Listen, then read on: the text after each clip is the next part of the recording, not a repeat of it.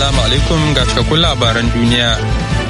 Wani jami'in kungiyar tsaro ta NATO ya ce an kwashe sama da mutane 18,000 ta jirgin sama daga Kabul tun lokacin da Taliban ta karɓa iko.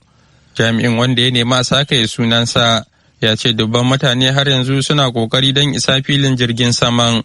Kafafen sada zumunta na Facebook da Twitter da LinkedIn sun sanar cewa sun ɗauki mataki don kare bayanan kwastomominsu yayin da kungiyar Taliban take ci gaba da matsakaimin karɓa iko a Afghanistan. Kungiyar Amnesty International ta ce kungiyar Taliban ce take da alhakin gallazawa da kuma kashe wasu mutane na al'umma Hazara a lardin Ghazni a watan da ya gabata. Halin da ake ciki a Kabul ya nuna an samu ɗan kwanciyar hankali a yau. Ko da yake tituna da shaguna wayan suke ba hada-hadar mutane kamar yadda aka saba. Kasashen Indonesia da Jamus da Denmark da kuma Australia na daga cikin kasashe da suka kwashe 'yan kasar su da 'yan Afghanistan ta jirgin sama daga Kabul a cikin kwanakin da suka gabata. Kasar Pakistan ita ma tana kwashe 'yan kasar ta da 'yan kasashen waje daga Afghanistan.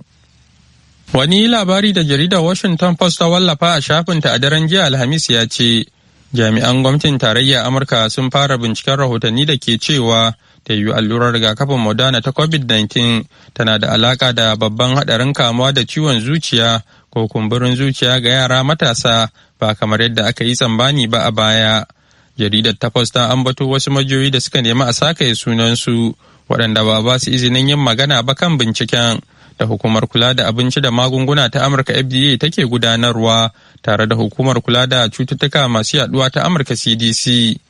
Jaridar ta Post ta ce Amurka tana amfani da wasu bayanai ne daga kasar Canada wanda ke nuna cewa yara matasa musamman maza 'yan ƙasa da shekara 30 ko makamancin haka waɗanda aka yi wa allurar rigakafin Moderna na fuskantar babban haɗarin kamuwa da ciwon zuciya fiye da waɗanda suka karɓi allurar rigakafin Pfizer. Jaridar Post ta kuma kara da cewa jami'ai a hukumar FDA da hukumar CDC kuma suna binciken bayanai daga Amurka don kokarin tantance ko akwai shaidar karuwa hadari a cikin jama'a Amurka. A watan Yunin da ya gabata jaridar ta rawaito cewa jami'an tarayya sun amince cewa mai yiwuwa akwai alaka tsakanin allurar Moderna da Pfizer da kuma ciwon zuciya ga yara 'yan ƙasa da shekara 17 da kuma matasa da suka haura haka. Firaministan Sudan Abdullah Hamdok ya isa Juba jiya Alhamis don tattaunawa ta kwanaki biyu da zummar maido da zaman lafiya a Sudan ta kudu yayin da ake fama da dambarwar siyasa tsakanin kungiyar SPLM karkashin jagorancin mataimakin shugaban kasar Sudan ta kudu Riek Machar.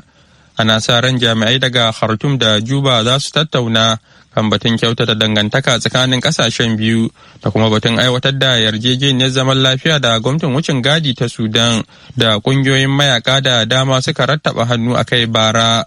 Ministar harkokin wajen Sudan Maryam Almahdi wadda ta raka Hamdok ta shaida wa 'yan jarida a filin jirgin saman kasa da kasa na Juba cewa shugabancin Sudan ya damu kan jinkirta aiwatar da yarjejeniyar zaman lafiyar Sudan ta kudu.